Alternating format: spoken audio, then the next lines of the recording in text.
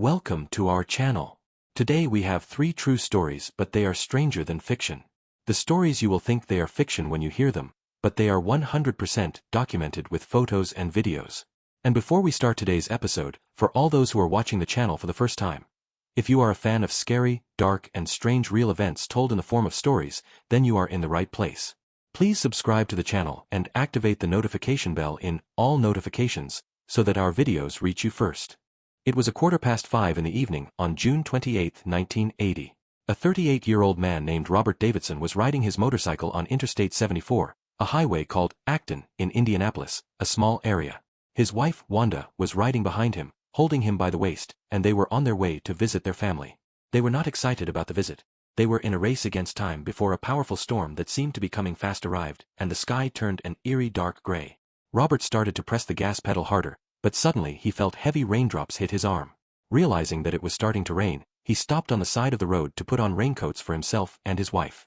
Wanda got off immediately, and Robert was about to get down to open the small bag on the back of the bike, but he couldn't. Suddenly, a powerful lightning bolt struck, and the next moment he felt a sharp pain that shot through his entire body. His muscles twitched and he fell off the bike.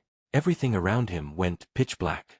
Suddenly, a powerful lightning bolt flashed, and the next moment, he felt a violent pain that engulfed his entire body. His November muscles twitched and he fell off the bike. Everything around him became pitch dark. The ambulance arrived less than 5 minutes later. Among the crew was Kimberly Cobb, who received a report about a man and his wife on the way. Her husband was decapitated by lightning. When I arrived, I found Robert lying on the floor, motionless, his face as gray as a wax statue. His wife is slumped next to him and crying non-stop. Throne knelt beside Kimberly Pulse, but didn't have a pulse. Knew he had only minutes to save him. A colleague started to give him CPR and rapidly began to stabilize his spine, and the third an ambulance to take him to the hospital to request a paramedic helicopter radioed in. But before I could complete the communication, something strange happened. The ambulance suddenly stopped. Everything faded, the lights, motor, alarm, everything was completely silent. The misfortune is that the devices used to sustain life inside the car are connected to electricity. The strangest thing is that ambulances are designed to run on 2 batteries, primary and backup. And if the main one breaks down, the second one works immediately. But here they both broke down at the same time. No one understood how this happened. Then, an amazing thing happened to the mind. A woman in a long black dress appeared in the distance, ran towards them, holding a book in her hand, and shouted loudly, "Let me touch him. I'm grateful that you saved him." The paramedics stood in a daze. Who this was and where he came from, Wanda did not know him. No one had ever seen him before. The scene was strange and terrible. Robert is already dead. There is no pulse, there are no working medical supplies, the helicopter has not arrived. They allowed the woman to approach because they had nothing to do. He knelt down next to her and began a strange ritual. At first he was holding the book and praying in a calm voice, then he started beating the book furiously on the floor, raising his head to the sky and screaming, "Save him now! Save him now!" His voice became sharper, his facial features changed as if he were someone else. He raised the book above his head, began to speak in an incomprehensible strange language. It seemed as if there was another voice speaking from within him. Kimberly and the rest of the crew froze in horror, but they didn't stop him because they were convinced Robert was dead. Then suddenly the woman stopped everything. He turned around very calmly, went back the way he came. And the moment he disappeared from their eyes, the ambulance is working. Lights, engine, alarm, everything is back to the way it was. And stranger than when Robert began to breathe. Robert, who had died a few minutes earlier, was brought back to life without any real medical intervention. Then the helicopter arrived, took Robert and his wife Wanda to the hospital. But Kimberly and the rest of the crew kept standing in the middle of the road, stunned by what had happened. When they looked again in the direction the woman had gone, they found no trace of her. The road was open, stretching over a wide area with no trees and no hiding places. If anyone had moved there, they would have seen it clearly. But the surprises are not over yet. After a search of the area, they discovered that the land where the woman disappeared was formerly the site of an ancient religious village called Acton Campground. Its inhabitants in the 19th century were known for their loud voices during prayer and for speaking in incomprehensible languages while praying. The village completely burned down in 1864. It was then rebuilt, but burned down again in 1905 and has not been rebuilt since, just turned into an abandoned area.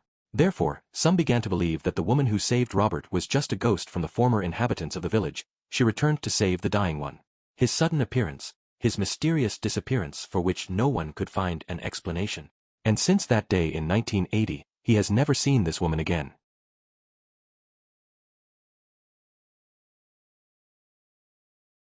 On a cold February night in 2011, a man named Yang, in his 30s, was having dinner in his simple house in a remote rural village in China. Around him at the table were 5 or 6 elderly people. He called them aunties and lived with them and served them. The scene in the flight was completely silent. No sound, no words, not even a whisper. But this was strange for Yang, because he naturally likes to be silent. Yang was disabled, almost speechless and blinded in one eye of the violin. Due to his condition, he was bullied and ridiculed all his life, leaving him isolated, hating crowds and not liking to deal with people. The only people who accepted him and loved him for who he was were the 5-6 nations. There was no difference between them. What they talked about was what they did, and they truly loved him like a son. Yang was very comfortable among them and was proud of having looked after them in their old age. After dinner, as usual, he would clean the table, help someone with their dishes and fall asleep. He covered him up, patted his head. After a while, he started helping again. But suddenly, a secret police voice was heard from Ba. Yang had lived in such a naive village all his life that there was no police station and he had never seen or heard any police Arabic in his life. Curiosity woke him up and he left the house and looked up the hill where his house was located and looked down. About 200 meters away, he saw 2 police vans with their blue and red lights flashing on the ground, a very strange sight for him. He decided to approach cautiously and stood watching from a distance, not wanting to interfere and not wanting to talk because he was being mocked by the Haddash. The 2 police officers saw him standing with a village man from the village lying on the ground, who had been caught and witnessed a collapse. The officer told him, "Calm down, breathe and start from the first. We hear you." The villager began to tell that exactly a week ago he had started to dream a terrible nightmare. Bischoff saw his mother standing in the middle of the darkness, screaming and calling out to her, and almost all of a sudden, a black shadow appeared over him and suddenly he disappeared.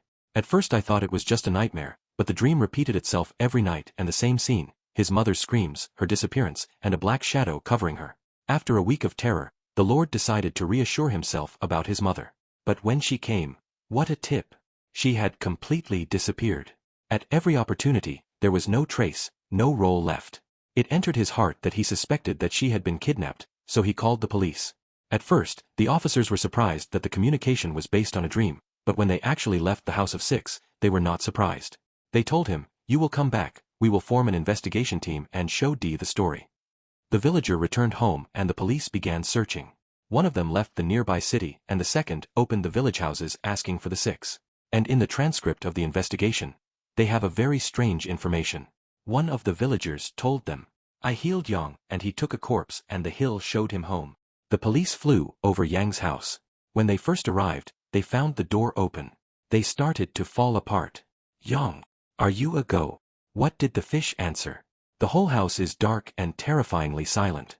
They went inside and the view was like entering a cave that had been converted into a primitive house. The floor was old wood, discarded napkins, a humming sound, strange wind and garbage everywhere. The only sound was the footsteps on the slippery floor. They were in the latest fashion. She said it was her aunt's. They opened the door. The 5 of them slept in bunk beds next to each other. Each in his own bed, the shape was sleeping quietly. But as soon as they woke up, they were shocked. The 6 of them were not sleeping. They were dead. And their bodies were strangely mummified, as if they were not alive. The investigation revealed that Yang was not harmful. On the contrary, he had a real love for the 6 countries. But the truth was, they were not his aunts and I have no relation to him. They were just 6 good people from the village, who used to treat him kindly, because everyone bullied him. And when they died, naturally, Yang could not bear this loss. He had a nervous breakdown and felt deadly loneliness, so he threw their corpses out of their graves and came to his house. He took care of them, cleaned them, ate with them, as if they were not alive. And surprise! One of the 6th day was the mother of a villager who had nightmares. Std died and was buried by the villager himself. But I thought he was worried because of the recurring nightmares, so he started digging the grave, and it was empty. As a result, she reported to the police that her mother's body had been stolen from the grave. When the police asked people, the witness who said he found a body. It was he who finally led them to Yang's house and they discovered the bodies of 5 or 6. Yang was arrested, but I sentence him to prison. His condition was tragic and he was transferred to a psychiatric hospital because he was unconscious. The bodies of the 6, including the villager's mother, were buried with respect. Today is his day. The villager never had a nightmare again.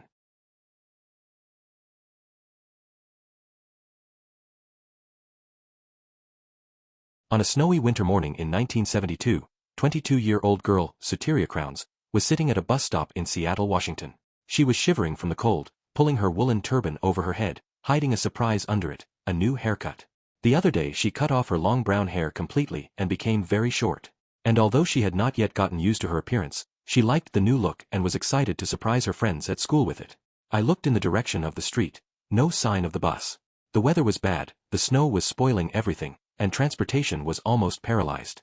She missed the first lesson and was about to miss the second. And suddenly, I heard the sound of clacks. I looked and saw a pale yellow Volkswagen Beetle, parked in front of the curb. Behind the snow-covered glass, she saw a young driver, apparently in his mid-20s, clean-looking, waving at her from the open car window. Curiosity pushed her to approach.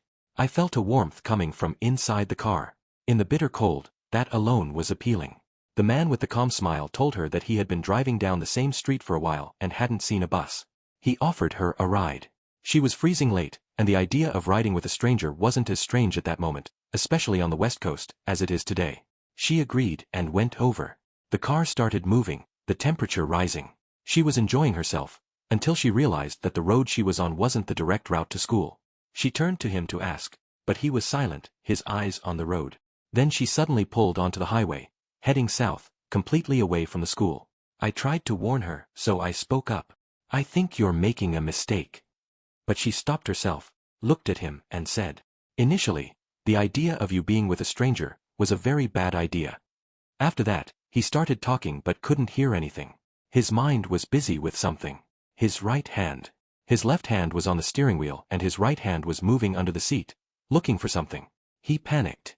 He started to touch the door next to him, trying to open it, but there was no handle. I looked at the door. The handle was completely out of place. And now the man stopped moving, as if he had found what he was looking for. He returned to his normal sitting position and looked at her with a strange, sharp, frightening look. His heart was bursting with terror. But suddenly his eyes turned to the girl's head and looked at her.